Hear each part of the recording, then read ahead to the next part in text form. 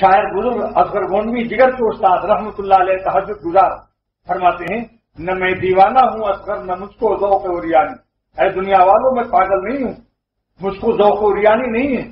لیکن کوئی کھینچے لیے جاتا ہے خود جیب و گریباں کو، میرے جیب و گریباں کو کوئی پکڑے لیے جا رہا ہے مسجد کی طرف، اللہ والوں کی طرف، اللہ تعالیٰ کے راستے میں مجھے کوئی کھینچ رہا ہے، کوئی کھینچے لیے جاتا ہے خود جیب و گریباں کو، جیب و گریباں پکڑے، ہاتھ نظر نہیں آتا ہے مگر دل میں کشش محسوس ہوتی ہے کہ ہمیں کوئی کھینچ رہا ہے۔ دنیا والے کسی کو بلاتے ہیں تو صرف اس کے کان سنتے ہیں، اگر دنیا میں کوئی کسی کو پکارے بلائے کہ آؤ بھائی تو اس کے کان سنتے ہیں۔ دنیا والے جب کسی کو بلاتے ہیں آؤ تو ہمارے کان سن لیتے ہیں، مگر ایک بزرگ فرماتے ہیں کہ اللہ تعالیٰ جب کسی کو بلاتے ہیں تو صرف کان نہیں سنتے، فرماتے ہیں ہما تن ہستی خوابیدہ میری جاگ اٹھی، میری سوئی ہوئی غفلت میں، میری سوئی ہوئی غفلت والی زندگی بالکل جاگ اٹھی ان کے پکارنے سے، اور ہر گنے منہ سے میرے اس نے پکارا مجھ کو، جتنے میرے بال ہیں اتنے کان بن گئے، ہر بال نے سن لیا ان کی آواز کو،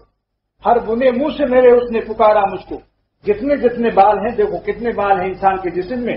فرماتے ہیں ہر بال میں کان محسوس ہوتے ہیں، ہر بال ان کی آواز کو سنتے ہیں اور کشش محسوس کرتے ہیں، کہتے ہیں رونگٹے کھڑے ہو گئے، کان کھڑے ہوتے ہیں، رونگٹے بھی کھڑے ہوتے ہیں، ان بالوں میں وہ کان پیدا کر دیتے ہیں۔ کتنا پیارا شعر کہا اصغر گونڈوی رحمۃ اللہ صاحب نسبت ولی اللہ سے، بزرگ آدمی، ان کی بزرگی کا گمان بڑے بڑے اہل اللہ نے کیا، ان کا کلام خود بتاتا ہے ہما تن ہستی خادیدہ میری جاگ اٹھی، ہر گنے منہ سے میرے اس نے پکارا مجھ کو، میرے بال بال سے میرے اللہ نے مجھے پکارا، بے شمار کانوں نے ہمارے سنا بس۔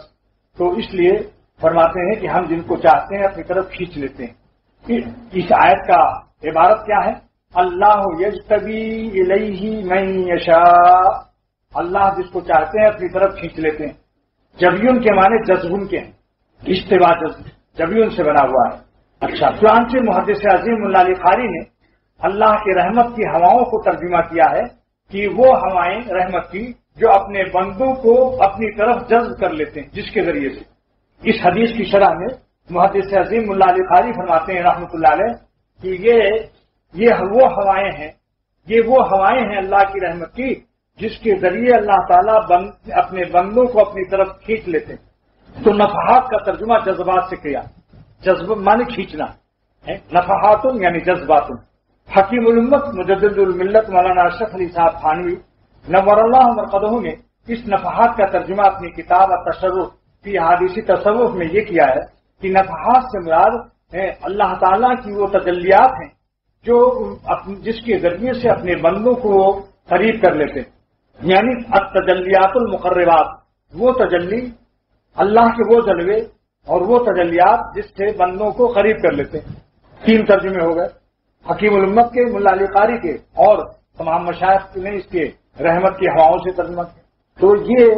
پتہ چل گیا کہ اللہ تعالیٰ کی رحمت میں ایک شان ہے جس کو اس حدیث میں بیان کیا گیا، ان لربکم فی ایام دارکم نفحات، اے لوگوں تمہارے رب کی طرف سے اس زمانے میں رحمت کی ہوائیں چلتی رہتی ہیں۔ حضور صلی اللہ تعالی علیہ وسلم کا یہ ارشاد ہمیں ایک بشارت دے رہا ہے